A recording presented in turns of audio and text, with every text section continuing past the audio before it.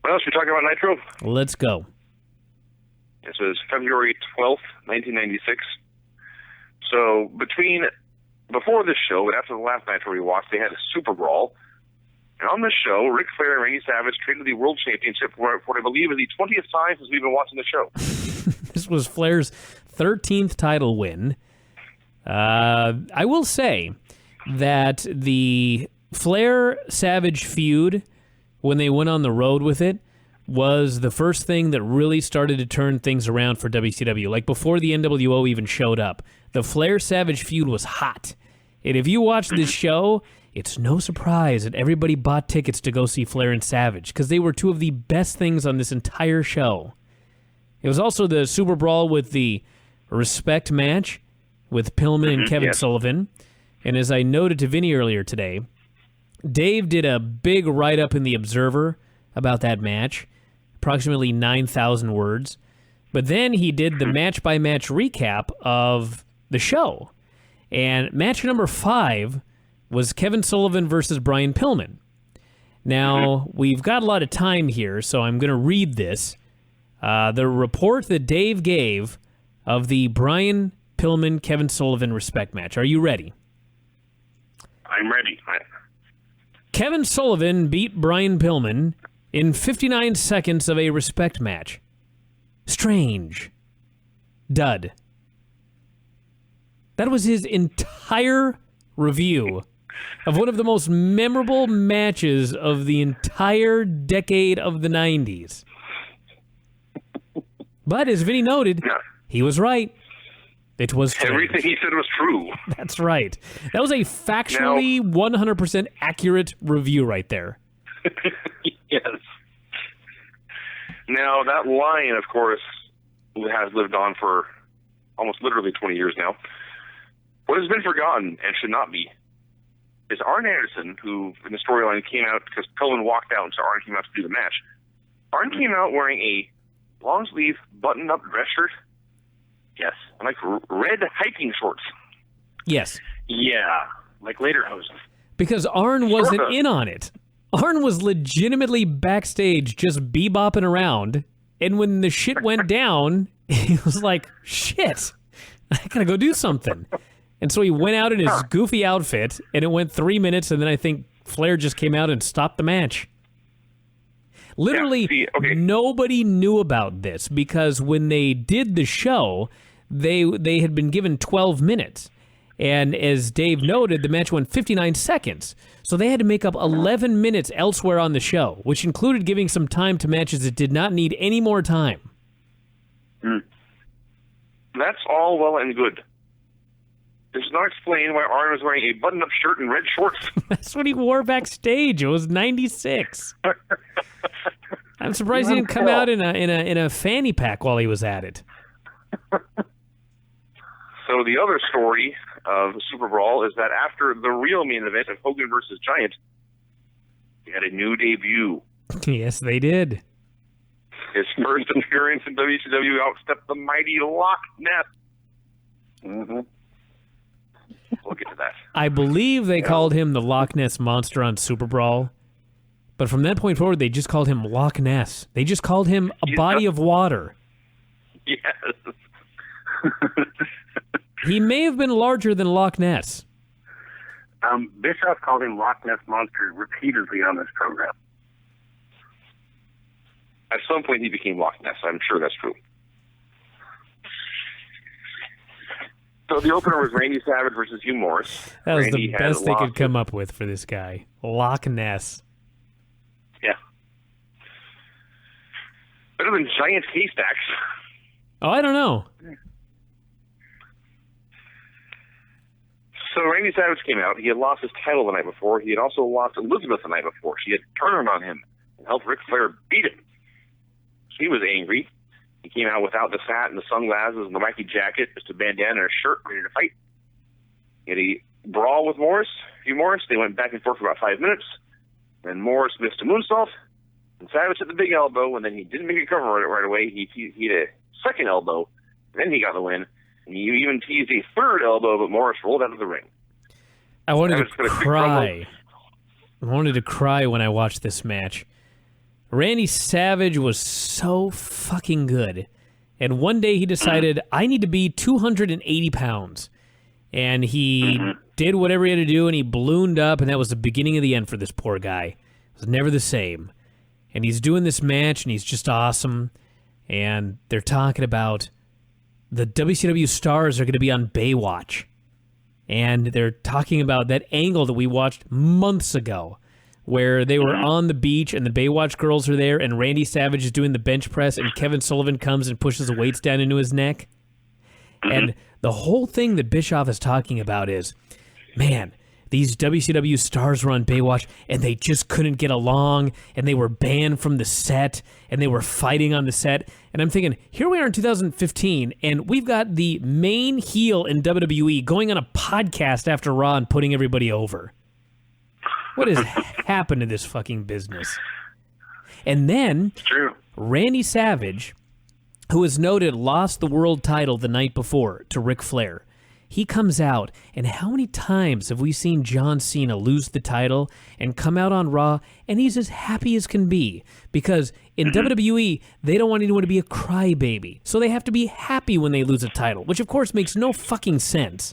Or you could do what Randy Savage did here, which is you don't cry, you don't whine about it, you just get all pissed off, and you want to kick the guy's ass that beat you for the belt. And that's exactly what he did, and it was great.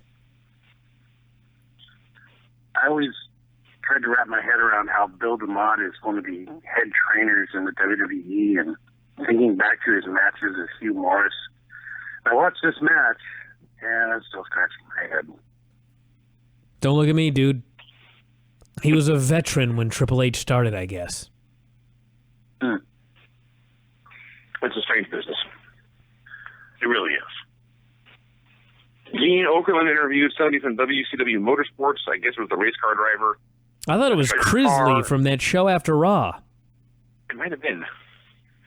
He had about his car and some racing, and the fans didn't care, but they were patient. They just allowed this man his peace. If you tried this, if Raw had a race car in 2015, and they brought a race car driver out on Raw, can you imagine the what chance that would be going on? I can't even imagine Raw having a race car. No, they probably shouldn't. All right. Scotty Riggs versus Loch Ness. We just the greatest 20 minutes of television of all time began at this point. That's true. In two completely different ways. First off, Loch Ness is probably legitimately about 500 pounds. Well, you know what?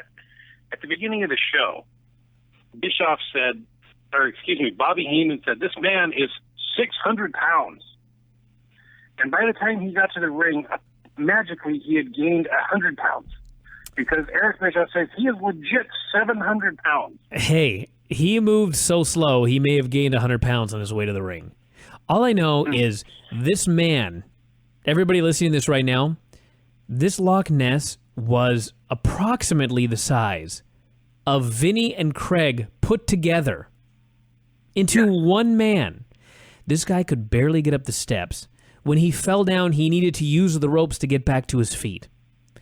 So he's standing there facing Scotty Riggs, and Scotty's running and jumping and kicking, and Loch Ness is just standing there. And they build up to this fucking spot where Scotty Riggs is going to go off the top rope with a high cross, and Loch Ness is supposed to catch him and then body slam him. Unfortunately, Scotty Riggs comes off the top rope, and Loch Ness drops him. And then, upon dropping him, he loses his balance and falls and crushes both of Scotty Riggs' legs. I thought he killed the man. Then he gets to his feet, and he goes to do an elbow. But he changes his mind. Don't ask me why. Maybe he thought in his head, am I really going to drop 600 pounds onto one of my hips? But he decided he was going to do it anyway, and I will give them credit. When he dropped this running elbow, fans shrieked in terror, concerned for the life of young Scotty Riggs. And Loch Ness hit him with two elbows and then pinned him. Holy shit. You called it a running elbow. It was a walking elbow. It was a sauntering elbow. A sashaying elbow, maybe. Waddling. Waddling elbow. There you go. I believe the point where he was in the corner. It was like if an ice shelf cracked off into the sea. That's what this was like when he dropped this elbow. I'm pretty sure that what happened was he's in the corner at the elbow, and like Scotty had an arm in the way, and so he walked out and said, "Move your arm," and then walked back and hit the elbow. Well, you don't want to break the man's arm too. This was ungodly terrible. I honest to God, I screamed at the top of my lungs when he dropped Scotty Riggs and then lost his balance and fell on his legs.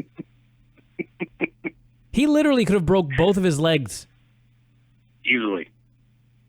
So I did some... go ahead. I thought for just a second that he was trying to cover it up, that he had actually lost this man and dropped him on accident. I thought he was trying to cover it up by pretending that he was doing a power slam, but it was way too late.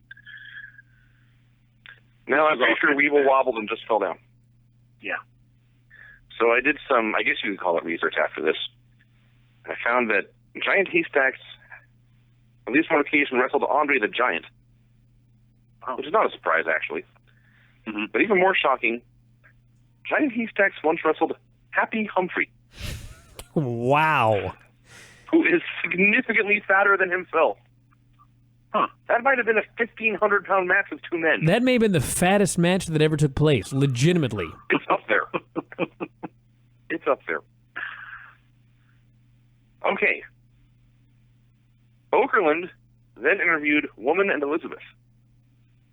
They wheeled out a gurney, covered up with a sheet.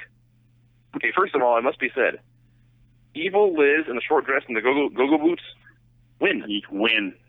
Absolutely. Yeah. So they're talking about how Flair, I think she said Flair promised to send Savage home on a gurney or something. Somebody was going home on a gurney. Yeah. Mm-hmm. And then Flair popped out from under the seat. He did. He cut a promo. You know what I loved about this? I mean, I loved everything about it, but all Flair had to do was lay on a gurney for maybe 10 seconds. He couldn't do it. They're bringing the gurney out and he's squirming underneath there. You can't lay still for 10 seconds. And then when I saw the promo, it was like, of course he couldn't sit still for 10 seconds. This man is completely out of his mind. He was 46 years old. He was 1 month away from turning 47. He was the best wrestler ever on this particular show. He did the best interview I've seen in the entire 21st century. I cannot remember one interview that I've seen in this century that I've enjoyed more than this one. I'm sure there are some, but it was way up there. And Flair's going crazy. They give the mic to Elizabeth, who for the life of her cannot cut a promo. Flair is trying desperately to save the interview. Gene Okerlund. See, I came away from this much more impressed, not for good reasons, but Liz's promo made a much bigger impression on me than Flair's. In what way? Flair cut a great Flair promo. I've seen a million great Flair promos. And then Liz went to cut maybe legitimately the first promo of her career, and you could tell. Yeah. And she's literally delivering this dialogue about taking half of Savage's money and half of this property. And then at one point, she just completely lost her train of thought and openly started laughing. Just howling with laughter. And Flair stepped in and said, "What she's trying to say." I loved at the beginning of her promo, Gene is holding the mic, and she's... Thank you. I knew you were going to bring this up. She says something to the effect of, I had to stand quietly in the corner for years. And I don't know what it is about this line, but this line, Gene was aghast that she would make this statement. And he feigned nearly dropping the mic in shock. Yes. No, the line was, I wasn't allowed to open my mouth. That's right. And Gene, the microphone twitched in his hand, and Gene broke down the fourth wall and looked into the camera with his eyes wide. Like, my God, I cannot believe she said that. When this was over, I concluded that, made many conclusions. Number one, Flair's the greatest ever, without any exception. Number two, Gene Okerlund needs to be in the Observer Hall of Fame next year, or there's going to be a big problem. Number three, as terrible as Elizabeth's promo was, it still made more sense than the promo that Hulk Hogan cut about Elizabeth's promo at the end of the show, which we'll get to. Yes. At this point, we got a graphic saying up next, a picture of Devon Storm and Conan. Thank you for the tweet. I sent this out in a tweet saying, this is pro wrestling in the mid-90s personified, or something like that. But yeah, it was Conan dressed up like Gerardo with long braids, which he mysteriously had lost by the time the match started. He had a denim jacket with like airbrush graffiti all over it. And Devon Storm had a mullet and black sunglasses and a very skinny guy with black and neon green gear. Oh, yeah? Pointing at the camera, trying and failing to look mean. This match, and Conan and Devon Storm. Is a match. It went too long, but you know what? It was different. And it was kind of fun. I swear to God, I wrote somewhere in here, this is different too. That's right. The takeaway that I got from this whole match was something that Bobby Heenan said that I can just imagine, like Vince McMahon. Uh-oh. Who'd I lose? Who's there? I'm still here. You're still here? Still here. All right, stand by. Yes, Let me get Vinny back. All right, we're back here. Vinny admitted it was his fault, so we'll just... I hit the wrong button. That's right. Don't hit any buttons would actually be better. But anyway, my takeaway from this was Bobby made a statement that I would bet that if Vince and Kevin Dunn and these numbskulls in WWE heard, they would just be completely baffled. But Heenan said, this man Conan is not coming from Mexico to work our style. He's coming here to work his style, which is what makes him dangerous. And I was like, what a fucking novel concept here in 1996. You mean they didn't bring a luchador up and make him work American style so that nobody gave a shit about him? How crazy. Years ago when I was doing tape trading, I ended up getting a commercial tape of nothing but Devon Storm versus Sabu matches. Wait a second. You bought this on purpose? No, I traded some things for it. But you requested this. Yeah. Okay. I was curious to find out about this new up-and-comer Devon Storm.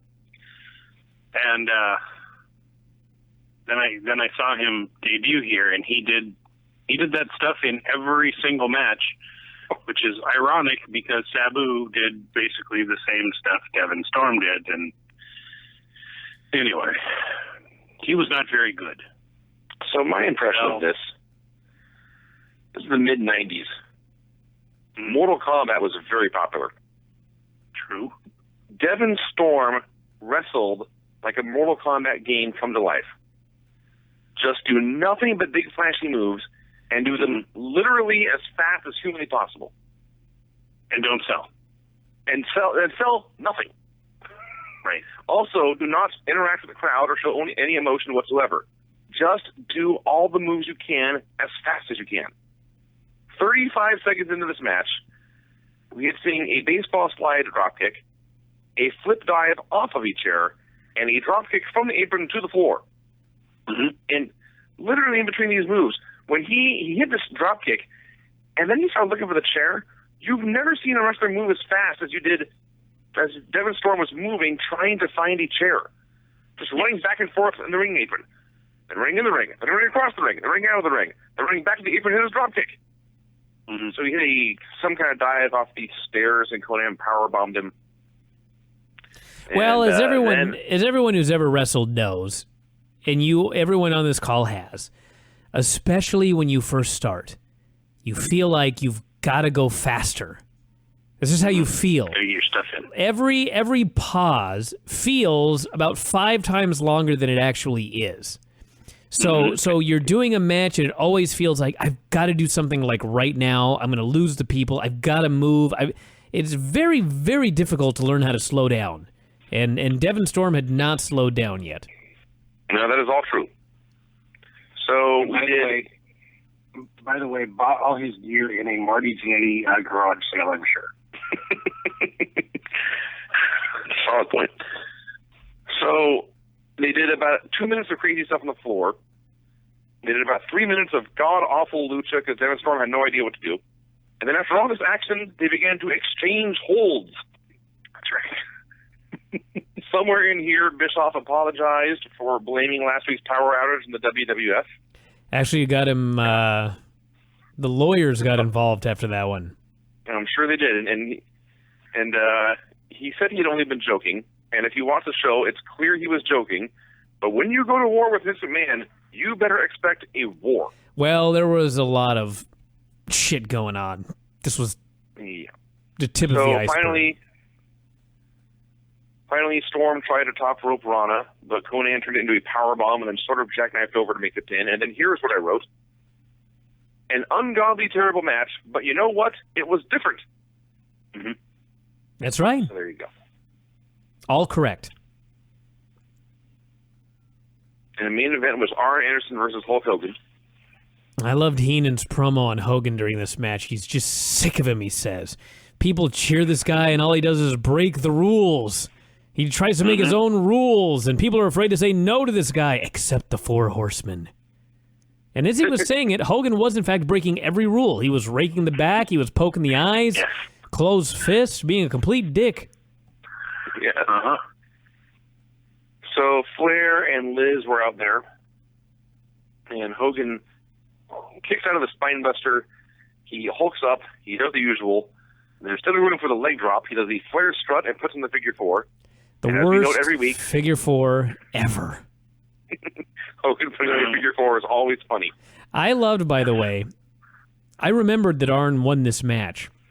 And so as I'm watching it, I'm just thinking, man, look at this. Arn Anderson is wrestling a match, and he knows he's about to beat Hulk Hogan, which at that time, this was like, huge. You're in an elite class to have ever beaten Hulk Hogan. And so I was just watching Arn, and like, it was so funny to watch him in a match where he knew he was going to beat Hogan, just selling his ass off for this guy.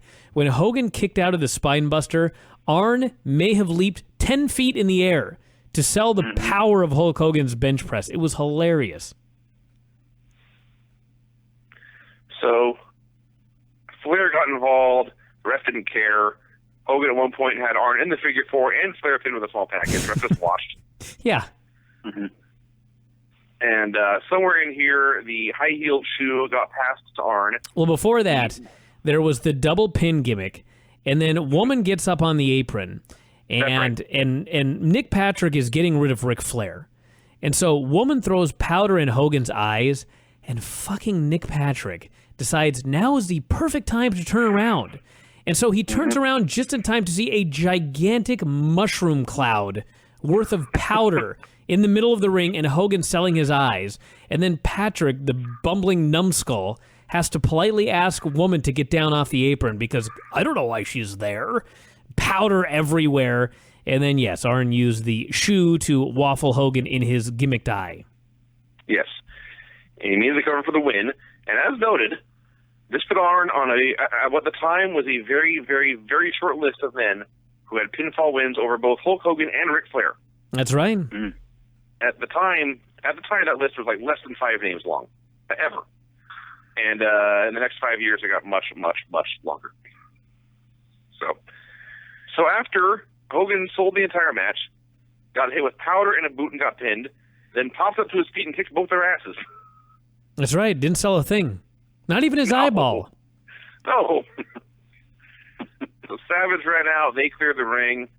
Flair stormed the announce desk and ran in a rage for a while. And Savage and Hogan chased them away. And like every Nitro since the dawn of time, the show ended with Okerlund interviewing Hogan and Savage. And they were ranting and screaming and challenging Arn and Flair to matches next week. I found the show to be exhausting. I was so fascinated by Hogan's promo. He is ranting.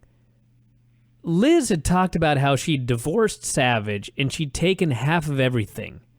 And she was getting alimony or something. I don't even know what she was talking about because I was busy watching Flair. But Hogan essentially came out, and I think what he was saying was, Savage, just go take your stuff back. It was the most nonsensical. Just go get it. he was just rambling about Savage and the divorce and just take your stuff back from this woman. Just a crazy man. I don't even know what he was talking about. And then they accepted a challenge that I didn't even know had been issued. Apparently there's a match next week for something. So, that was Nitro. Hogan is living Arn proof. Anderson. It's all in the delivery. Arn Anderson was absolutely fabulous. He plays the enforcer, tough guy, heavy for the Four Horsemen. And in this match, he was doing nothing but selling and begging off. And he's just a tremendous, tremendous professional wrestler. He was quite great. Not gonna lie.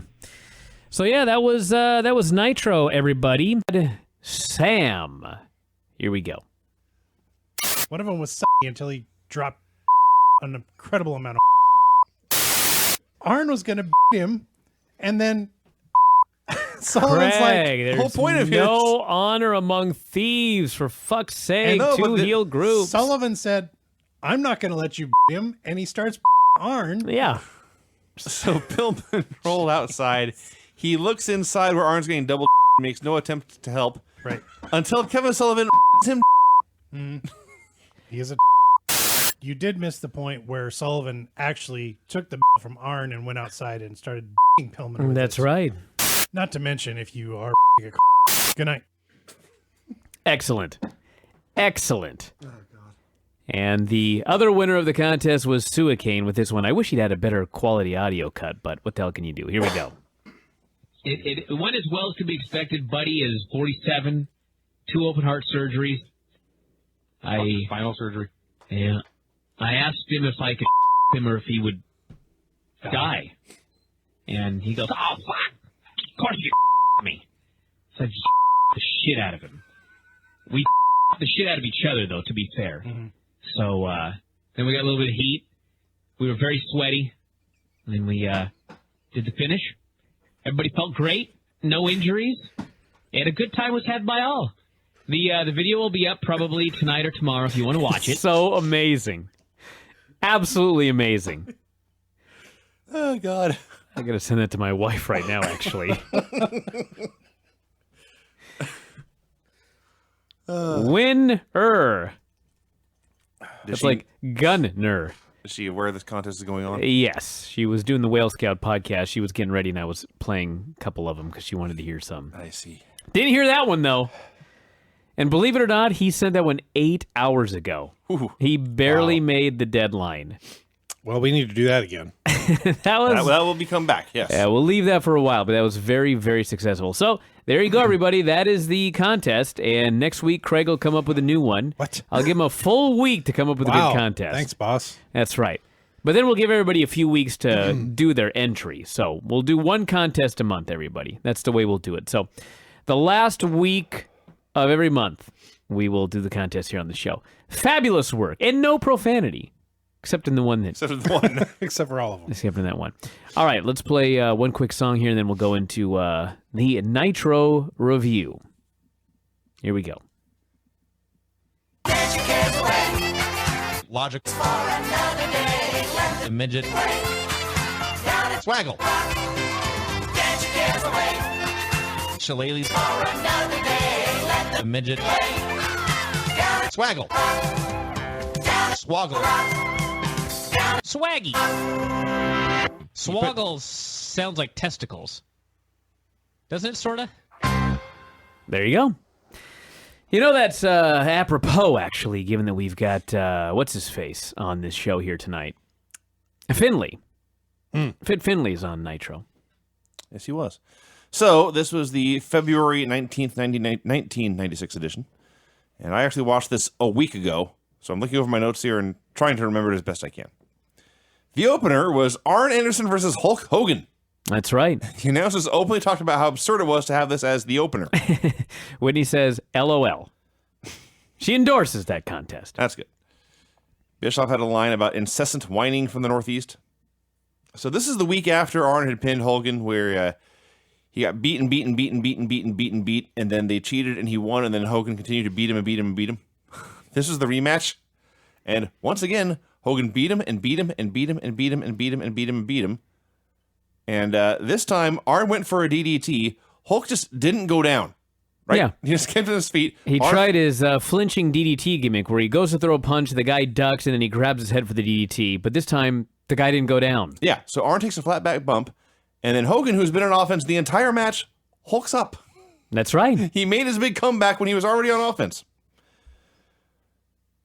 So he goes to put on the figure 4.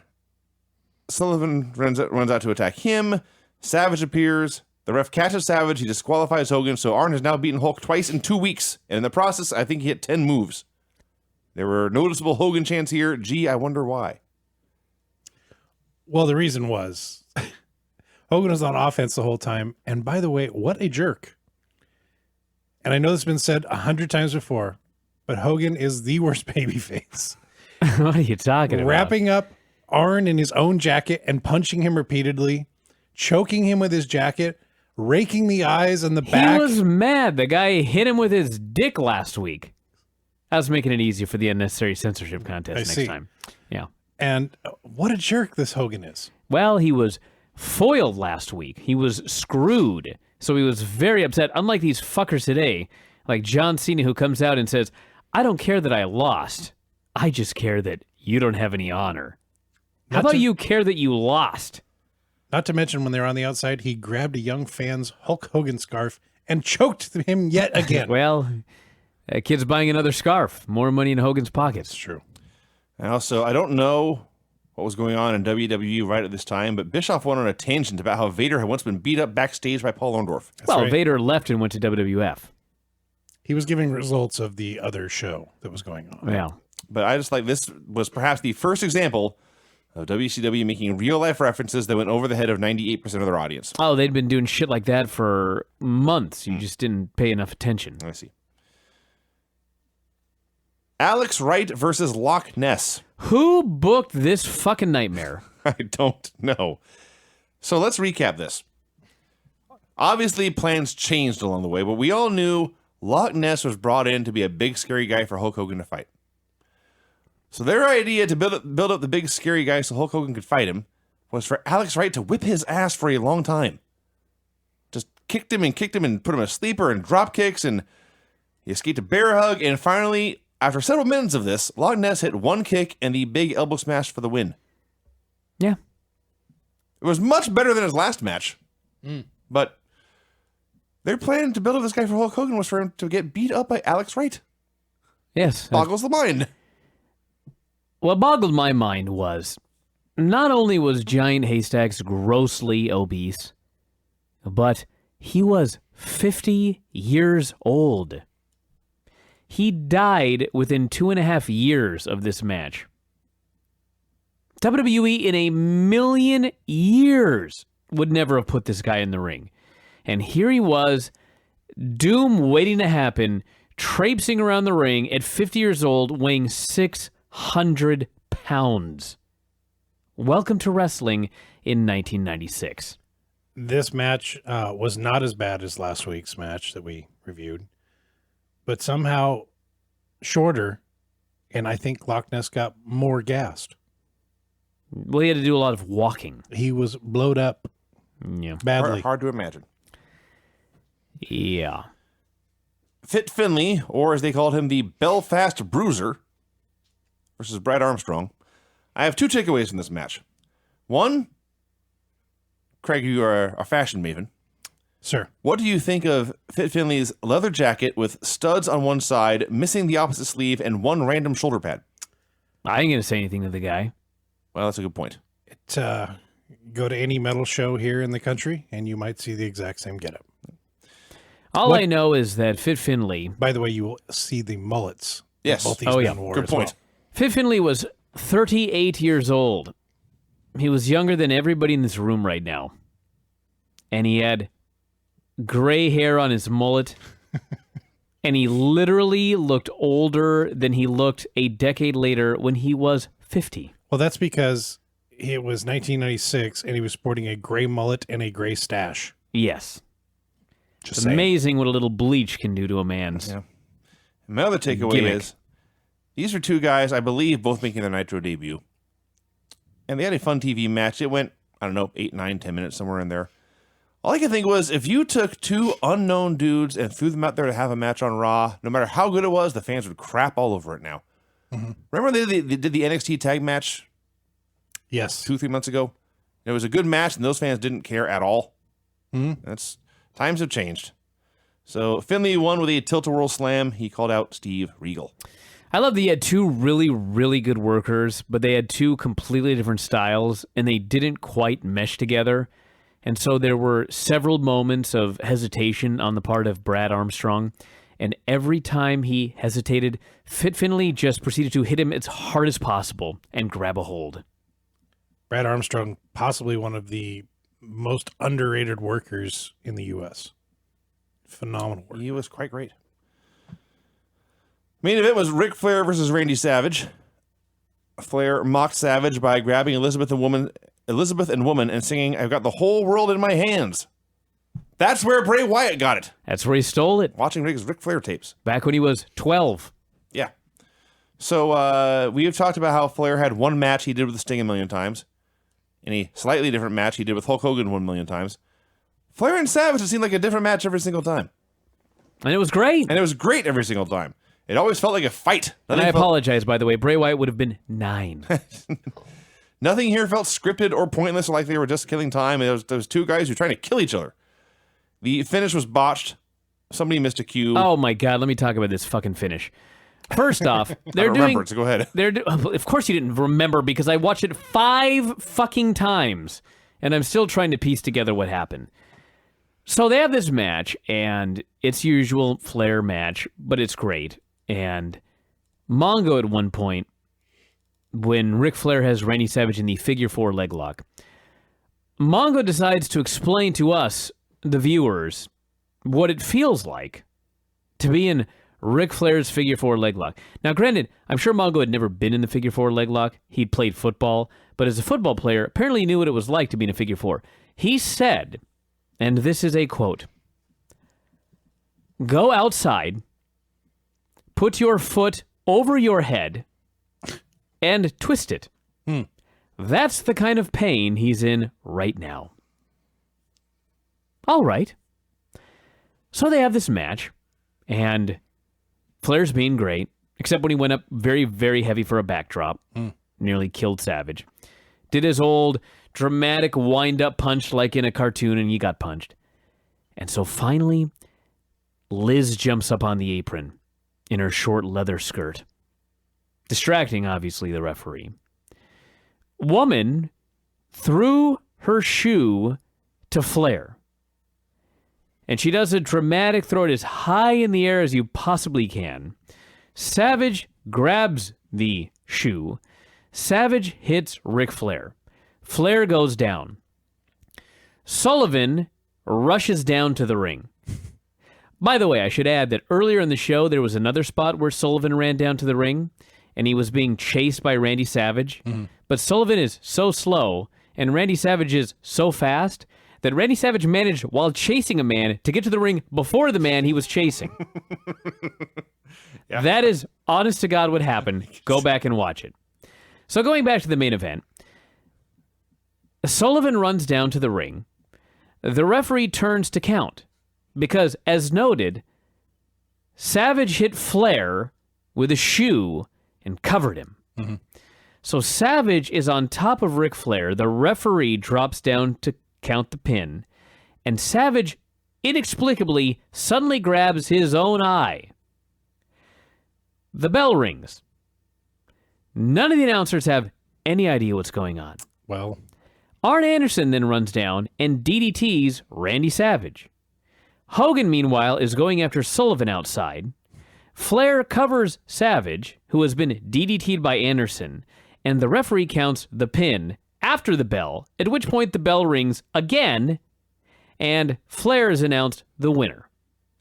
What I think happened, as a fan, because the announcers didn't know what happened, including Eric cocksucking Bischoff, who wrote the show, I believe Nancy threw in one shoe, which Flair hit Savage, or Savage hit Flair with, And then when Savage made the cover, Nancy hit Savage in the eye with the other shoe. Now, granted, Savage is on top of Ric Flair, and the referee is counting, and she pokes the man in the eye with the high heel of his shoe right in front of the referee, and he doesn't notice.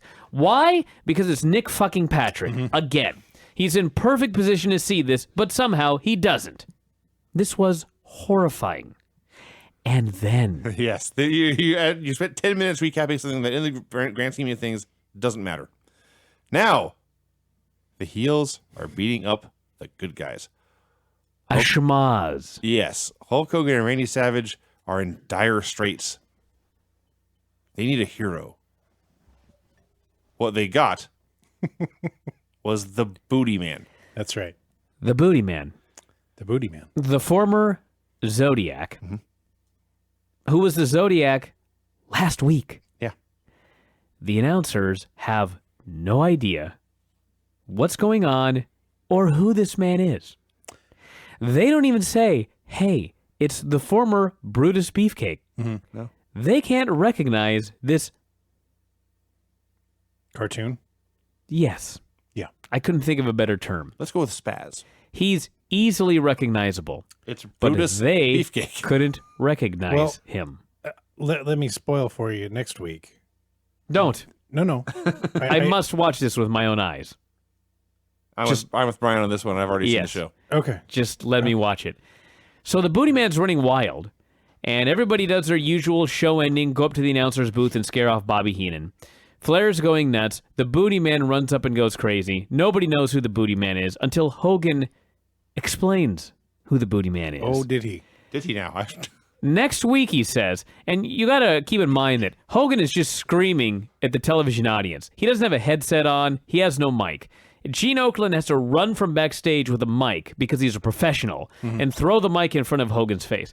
But while he's ranting, Hulk Hogan says next week we're going to have a 6-man tag with myself, Randy Savage, and, quote, the Booty Man.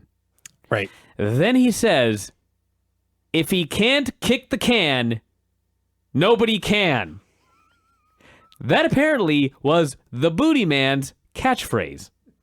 The Booty Man. If he can't kick the can, nobody can. He rhymed can with can. That's Nickelback type material right there. That's awesome. Oh, my God. Meanwhile, the Booty Man is there shaking his booty and spazzing out in front of the camera. He made the most ridiculous faces ever here as he's like flexing and shaking his booty. Yes. If you missed this era of Nitro, I'm assuming you all at least have some idea of what Brutus Beefcake looks like. The Booty Man's gear was epic mullet, white headband, white tights and boots with green patches on his ass, Yellow. chartreuse, Fine. and then white gloves with all kinds of fringe. Wow. Yeah. There was a lot of fringe in this last match. And Somebody thought, somebody, I lots have of a- people apparently, great idea for a name. You'll be the Booty Man, the man of booty. and your finish will be the high knee. That's right. I was texting with, I'm going to name drop, Lance Storm. He hates it when you do that. I know. And I was like, I was trying to figure out the Booty Man's gimmick. What's there to figure out? He's a male stripper. Is that what it was? Yeah. And then Mr. Ass was Well, I don't know what Mr. Ass was. He was an ass man. right. He liked asses. I see. He'd love to love him. Yeah, Love he to loved kick to him. kiss him. I'd like to stick 'em. Loved to lick him, I believe yeah. it said. I can't remember. Sure. It's a terrible song. So anyway, next week on Nitro, Don't tell me! I got my answer. That's all I'm going Okay, to say. all right, thank you. I got my answer. The Booty Man was so absolutely horrible. Ridiculous. Like, there are some things where you go, that might have been a good idea on paper. Who in the hell thought the Booty Man was a good idea?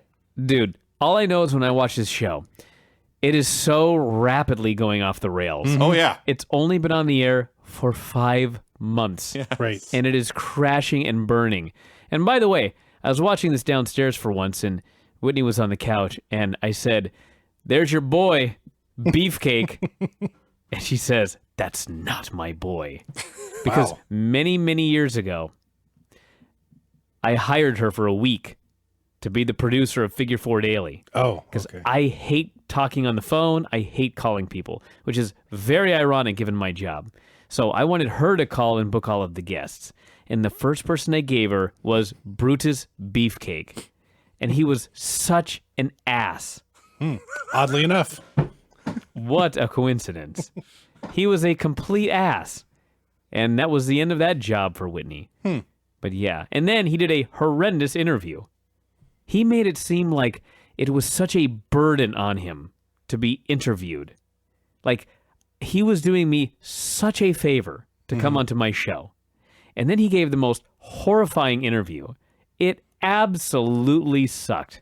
And he's never been back. And I don't know what the hell he's doing right now, but Hopefully not jet skiing. I don't give a shit. Show was a mess. Yeah, this is not their best effort. No.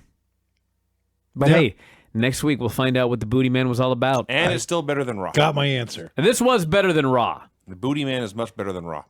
All right, one last song and then we'll wrap it up, people. Anyway, let's do Nitro. Okay, then. February 26th, 1996. Monday Nitro opened with the announcers talking about last week's show and the debut of the Booty Man. Nitro here talking about the debut of the Booty Man. It's already so much better than Raw.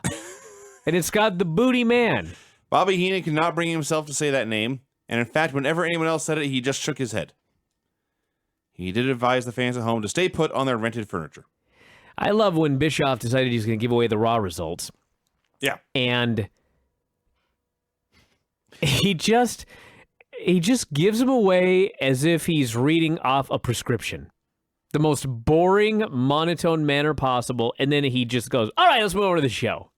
Just to make it seem like a show nobody could possibly want to watch, if you could possibly care, which no one can. Here are the results. Now let's move on to the excitement. Hearty LOL. I like where he had his line, the main event of that show was Diesel versus Bob Holly. And when he Yes. says Bob Holly's name, he says, that guy's still around? Yeah, and he would be for another decade. He also referred to the WWF as the World Whiny Federation. That's right. Very clever. Yeah, I'll say. Sting versus Big Bubba had a lot of time and basically had a house show match. I thought it was a great match. It was great, but it was stuff like Bubba asking for a handshake and Sting being too smart to fall for it. The best part of the show, they were in Knoxville, Tennessee, an old school wrestling town if ever there was one. And there was an old school wrestling fan. May have been your granny, in fact. There was an old woman in the crowd, and she loved Sting, and she hated Bubba. She was berating Bubba so much, and Bubba left the ring to get in her face at one point. Security had to come and lead her away Oh, yeah. to save Bubba from the crazy old woman. So they're having this match. It is a very good match, and Sting's making his comeback, and he hooks Bubba for a pile driver. And instead of sitting down with it, like most pile drivers you see, if you've ever seen what Toshiaki Kawada did to Mitsuharu Misawa and dropped him on his head, that is basically what Sting did here. He went as slow as possible and protected Bubba as best he could, but he dropped to his knees and Bubba fell on his head unprotected on the mat. It was amazing because, first off, as I've mentioned before, when I was 20 or however old I was when this aired, I saw a Big Bubba and it was like, oh, Christ, big boss man here in WCW. Who cares? This guy was fucking great. Yeah. As good as Bubba Ray Dudley was in his last TNA run, this Bubba was way better. Although Bully Ray was a better promo.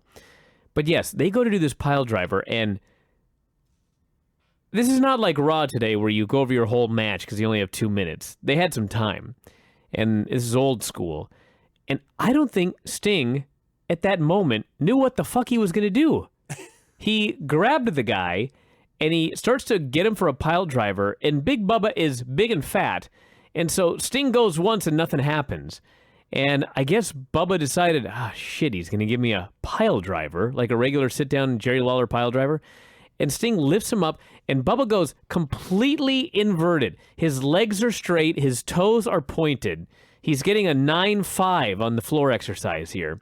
And Sting decides, I'm going to drop you. I'm going to drop to my knees and drop you on your head. Bubba does not tuck his head. He just stays absolutely, completely inverted, and he trusts Sting, honest to God, with his life.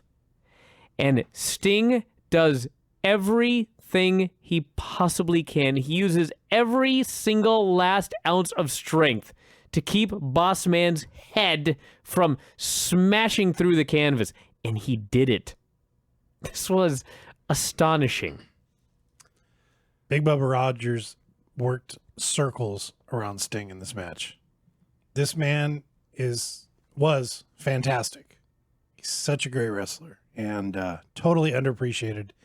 While I appreciate him. I do now. Back when, as you said, when you were in your 20s, not so much. But, no. Big Bubba would be on my list. I liked how at the end he teased he was going to go off the post to the floor. Yeah, It's like, Big oh, Bubba yeah? Rogers teased he'd dive from the top rope to the floor. Sting jumped up and tripped him. Bubba took an amazing 350-pound bump, tumbling off the ropes into the mat, and Sting got the win with a body press. It was a hell of an opener. And then the show got even greater. Gene Okerlund brought out Sting and Lex Luger. They are the World Tag Team Champions. This was so great. Sting is a good guy. He has a long history with Lex Luger, so even though he's not trustworthy of everyone Lex is hanging out with, he's still, to some degree, friends with Lex. Okay, now let me ask you a question. Right. When did that Sting and Luger versus Road Warriors match take place? The Steiners, you mean, or? No, it seems like this. I could have sworn there was a match that led to this, but it seems like it was forever ago. And like the Road Warriors finally decided to get mad about it. Am I missing something? Am I imagining something? I don't remember. Was it on Nitro? Was it on a pay-per-view? Have I lost my mind? The only thing we've seen with the Road Warriors on Nitro is them against the Assassins. The very terrible match was the Powers of Pain and Masks. Yeah. That's right. Yeah. Yeah. That's the only thing we've seen of the Road And Warriors. didn't so Luger far. and Sting have something to do with that, or no? No. I don't think so. All right. Anyway, go on. So Sting has just worked a match. He's tired. He's exhausted. Lex is out there. He has one tag belt over one shoulder and the other tag belt over the other shoulder, clutching them both like children, frankly. Happy and giddy to be alive. The Road Warriors come out. They're questioning how Sting can be dumb enough to trust a guy like Luger. Luger says, "Hey, we're the best. That's why we're wearing the belts," as he clutched them both. He was not letting Sting speak. Sting was getting frustrated. Warriors talked about how they were from Chicago and how tough they were and how tough you had to be from Chicago. Lex says, "Hey, I'm from Chicago too. Tell him, Sting." Sting says, "Lex, you're from the suburbs." Things keep going for a while. I love when Luger says, "We'll pro wrestle you anytime, anywhere." Not "we'll wrestle you, we'll pro wrestle you." Yeah. So the Warriors challenge them to a Chicago street fight. In such a way, by the way, Hawk is completely out of his fucking mind. Hawk explains that Luger reminds him of a washing machine because he really agitates him. Right. Yes. What? Yes. And the best fucking part of this is when Hawk says this completely nonsensical line, "Luger, you remind me of a washing machine because you really agitate me." Gene Okerlund reacts to this by reclutching the microphone with complete abject shock at this statement that he has just heard. He's probably the only man in the world besides Hawk that even knew what the fuck Hawk was talking about. And he also said something about knocking out gorillas. Yes. I have no idea. So the Warriors challenge Sting and Luger to a Chicago street fight. And before Sting can say anything, Luger accepts. "We'll take you on in your Chicago street fight. That's great." And the Warriors are happy. They're leaving. Sting cannot believe what's going on. What a mess his friend has gotten him into. And Luger says, "Yeah, Chicago street fight." He turns back around and says, "What does that mean anyways?" I laughed. And I laughed. And I laughed. And I laughed. Sting could not believe his dumbass friend had gotten him into this much trouble and said, "Why don't you flex your pecs in the mirror and think about it?" Which was a great line given what was coming up later. Yes, you noticed that too. Okay, Oh, good. yes. Oh, Yes, did I ever. That was, that was a setup. This segment ruled. And I'm dying to watch that tag match now. Renegade versus Lex Luger. This was like, when they brought these two dudes out, I was like, who the fuck decided Renegade and Lex Luger would be a great singles match on a live television show? Live TV, mind you, that's the key. But Yeah, you know what? Yes. It wasn't bad. Craig and I bad. talked about this last week. Not bad at all. For a match with rock bottom expectations, it was fine. Thanks to Lex Luger of all people. Renegade can do shoulder blocks and he can do clotheslines. Sweet. Now, I will say that this Ultimate Warrior knockoff was so embarrassing, painfully embarrassing to me in 2015. I wonder what it felt like in 96. Was it worse or better? It was not good. No. It was never good. And it was apropos they were plugging uncensored during this match. Oh, that pay-per-view. Yeah. So as I noted, Renegade could do shoulder blocks and clotheslines. So Lex said, you were going to do 50 shoulder blocks, and you were going to do 50 clotheslines, and then we're doing our finish. And it was fine. And finally, Renegade hit a horrible handspring elbow and a bulldog. He went up to the top rope, but Jimmy Hart ran out, shoved him to the floor, and Luger threw him back in and put him in the torture rack for the win. And Luger then began to celebrate, along with Hart, like he had won the world title, an Olympic gold medal, and an Oscar all at once. Mm-hmm. You've never seen a man so happy to beat the Renegade. And Jimmy's running circles around the ring with his hands over his head. And Lex has his back to the entranceway. He's turned to the camera, and he's flexing his pecs. He is so happy to show off his pectoral muscles, his large chest. And the absolute greatest thing I've ever seen in my life is he's out there dancing his pecs one by one. So proud of his dancing pecs. And all of a sudden, Sting is there. Jimmy says, turn around, it's Sting. And he turns around, and he's so shocked to have been caught by Sting that he takes both of his hands and he attempts to hide his dancing pecs. Yes. He covered up. Because they couldn't stop dancing. I've got to cover them because they cannot stop but bounce. That's how powerful I am. I had to stop Sting from seeing them. This is so... He Lex caught me Luger, flexing my pecs. Lex Luger needs to go into every Hall of Fame ever in wrestling as a result of the performance on this show alone. It was phenomenal. So Sting is mad at him for cheating. Lex is saying, no, I'm a nice person. I'm a good guy. Look, I'm raising Renegade's arm. That's what a nice guy I am. This is the best Lex Luger character ever. We had our second Road Warriors match. Road Warriors versus Harlem Heat. Bischoff was very excited about Harlem Heat because they used a lot of kicks. A jump wheel kick, to be precise. That's what Bischoff called it anyway. That's what it's called. Sure. So they're talking about the Booty Man and how this is a spy in the Dungeon of Doom. And I started to think, they're telling me this. It would have been nice if there was a promo or angle to explain that. Oh, hell no. Then it occurred to me, it's the fucking Booty Man. It doesn't matter. Who gives a shit? And I looked it up. Do you realize the Booty Man was not the worst gimmick of 1996 in the Observer Awards? It wasn't Renegade either? It was Fake Razor and Fake Oh, Diesel. yeah. That was Listen. That was terrible. That was awful. Booty Man was worse. No, I don't really think so, actually. I really do think it was. If we watched that Raw, you'd change your mind. So Stevie I was just Ray, watching the other day on the network for whatever reason. It was on the live stream or something. They were showing something on there, and they showed the Fake Razor and Diesel, and it was like, wow. They tried to pull this shit off? It was terrible. Booty Man's just a funny name. So Stevie Ray was awful in this match. That's horrendous. Animal got a hot tag and broke into a terrible four-way brawl. Booker hit a Harlem hangover. The ref was on the floor. Animal kicked him in the head. Hawk made the cover for the win. This was how they had built the challengers for the tag belts. It sucked in every conceivable way. Hawk? Oh my God. He was horrible in this match. He went up so heavy on this body slam. He took the worst corners of all time.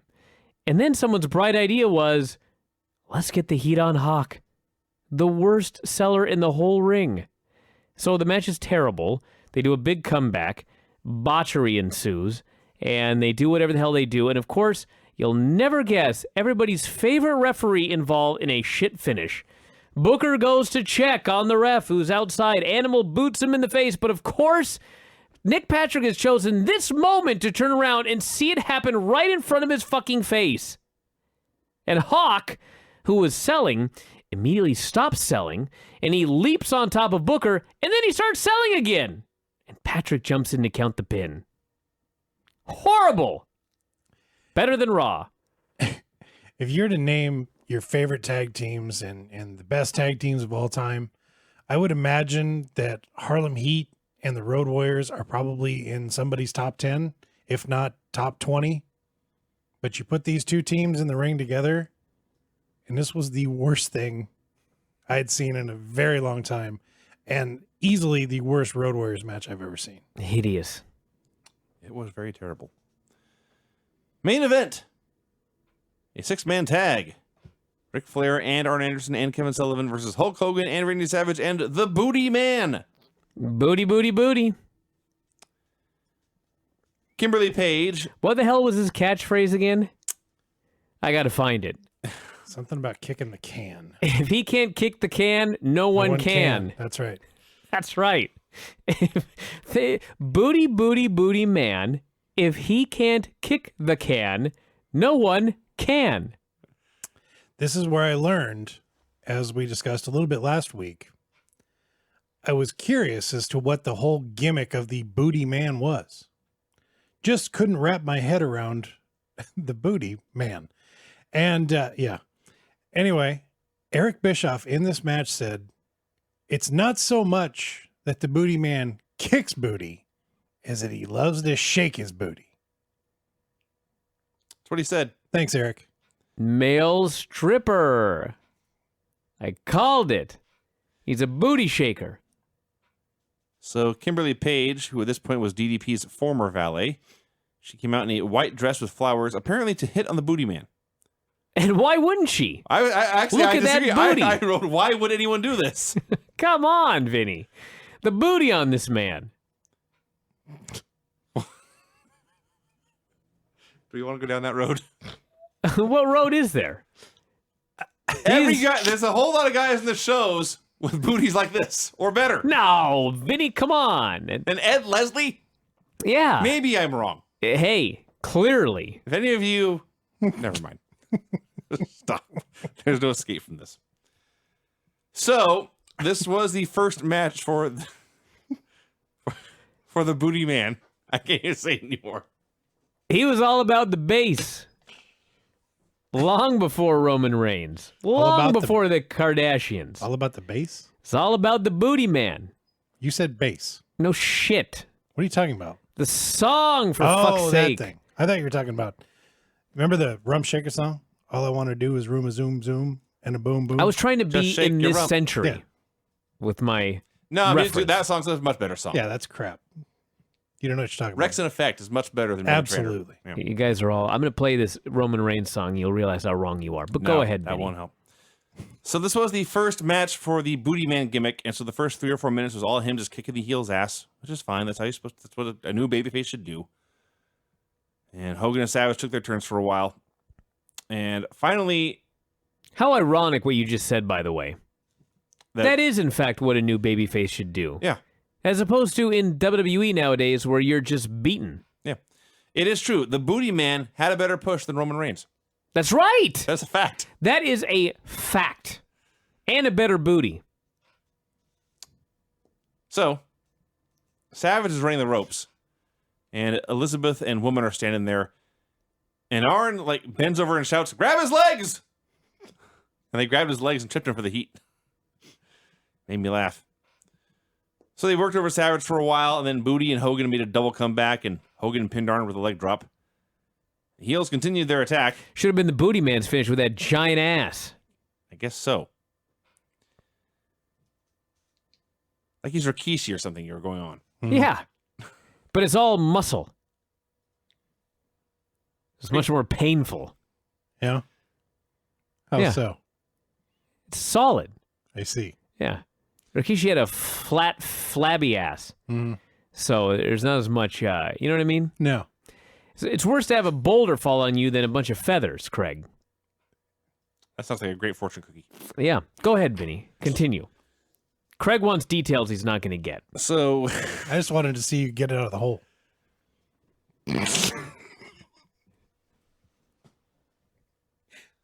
You Excuse me? Vinny, go Vinny, on. please, What is the please tone of this proceed. show? Please, dear God. I think it's part of the problem is that anything we say now is going to sound like an innuendo.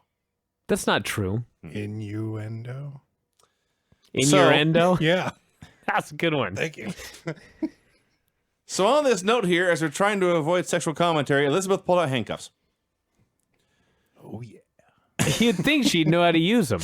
Clearly, she did not. No, my God. Her job, she had one job. It was to handcuff Hulk Hogan to the ropes. And these mechanical devices confounded this woman. Like a Rubik's Cube they were. The most She was amazing mystified. part about her unable to handcuff Hulk Hogan is, first off, they had a cameraman right there zoomed in on the handcuffs. And they had another hard camera. All it did was show both of their backs from 1,000 feet away so you couldn't find out who was actually applying the handcuffs. And some fucking bozo in the truck decided, let's keep filming the close-up here Yeah. Yes. for a good 30 seconds to make sure everybody in the world knows she doesn't know what she's doing and he's handcuffing himself. That is what happened. And all of that, they handcuffed Hogan to the ropes. Excuse me. Hogan handcuffed himself to the ropes. It took forever. They whipped him with a belt 3 times. The show went off the air. Yeah. Better than Raw! Well, you know, there might have been more, but it's a live show and it took her so fucking long to get the handcuffs on that what can you do? I hope Granny's not listening to this, by the way, with her roommate in that old folks' home or the rehab center. There's been a lot of profanity tonight. She should know better. Luckily, she's got 5 Observer Lives every week with no profanity. 6, actually. So she won't have to worry about that. That was Nitro, everybody. What a show. What a show. They're getting worse. Yeah. Yeah. Have been for a while now. Mm-hmm.